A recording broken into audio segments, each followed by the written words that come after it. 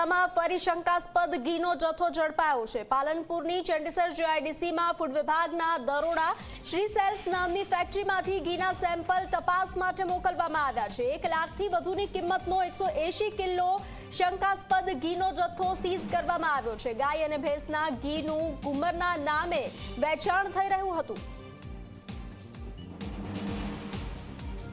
બનાસકાંઠાના અનેક વિસ્તારોની અંદર ખાદ્ય પદાર્થોમાં ભેળસેળ કરાતી હોવાની ફરિયાદો છે તે અનેકવાર ઉઠી છે। તેને લઈને પાલનપુર ફૂડ એન્ડ ડ્રગ્સ વિભાગ દ્વારા પાલનપુરના ચંડીસર જીઆઈડીસીના 238 નંબરના પ્લોટની અંદર ચાલતી એક ઘીની ફેક્ટરી પર રેડ પાડવામાં આવી હતી। આપ જોઈ રહ્યા છો કે આ એ જ શ્રી સેલ નામની ફેક્ટરી છે। તે ફેક્ટરી પર ફૂડ એન્ડ ડ્રગ્સ વિભાગ દ્વારા રેડ પાડીને ઘીના જે અલગ અલગ નમૂના હતા તે નમૂના લઈને પરીક્ષણ માટે મૂકવામાં આવ્યા છે। તો સાથે 1 લાખ રૂપિયાથી વધુની કિંમતનું 180 કિલો ઘી છે તે શંકાસ્પદ ઘી છે તે ફૂડ એન્ડ ડ્રગ્સ વિભાગ દ્વારા જપ્ત કરવામાં આવ્યું હતું। આપ જોઈ રહ્યા છો કે હાલ તો આ ફેક્ટરી છે તે ફેક્ટરીને જે અંદરથી તાળા મારી દેવામાં આવ્યા છે, પરંતુ એક ઘીનું જે પાઉચ છે તે પાઉચ બહાર પડ્યું છે।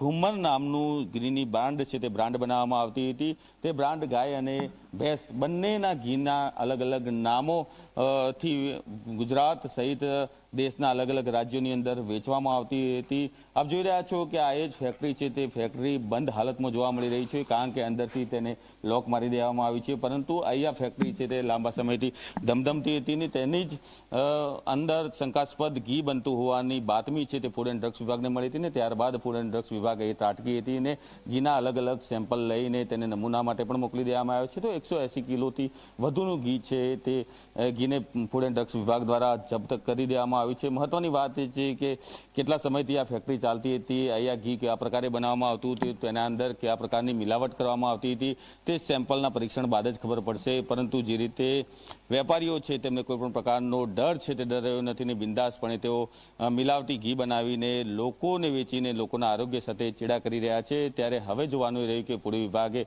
પરીક્ષણ માટે જે સેમ્પલ મોકલ્યા તે સેમ્પલ આવ્યા બાદ કયા પ્રકારની કાર્યવાહી ચાલશે ને આવા અનેક જે બનાસકાંઠા જિલ્લાની અંદર ચાલતી ઘીની ફેક્ટરીઓ છે તેના પર કાર્યવાહી ક્યારે થશે। અલ્કેશ રાવ, જી મીડિયા, બનાસકાંઠા।